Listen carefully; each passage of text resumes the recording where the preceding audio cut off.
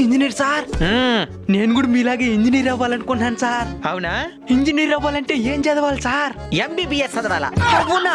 ఎందుకే నువ్వు ఇంజనీర్ ఎందుకు అవ్వాలనుకుంటున్నావా? మీలాగా ఖాళీగా ఏం పని చేయకుండా కుర్చీలో కూర్చోవచ్చు కదా. నువ్వేనా పనిలో కొత్తగా వచ్చిన మేస్త్రియా? అవును. ఇంకా ఈ బిల్డింగ్ కట్టేదానికి ఎన్ని రోజులు అవుతుంది అంచనా వేసి చెప్పా. కూలీకి పని చేస్తే 1 సంవత్సరం రోజులు పడుతుంది. అదే కాంట్రాక్ట్ కి అయితే ఒకే నెలలోనే కంప్లీట్ అయిపోతుంది. నువ్వేనా కొత్తగా పని చేయడానికి వచ్చిన మేస్త్రి? అవును సార్. రే సుమన్, నువ్వా? కార్తీక్, మీ ఇద్దరికి ముందే పరిచయం ఉందా సార్? మేమిద్దరం చిన్నప్పుడు కలిసే చదువుకున్నాం.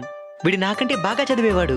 ఆహా, మీకంటే మేస్త్రి బాగా చదివేట్టుకుంటే ఆయన మాత్రం మేస్త్రిగానే మిగిలిపోయినాడు. మీరట్టు ఇంజనీర్ అయినారు.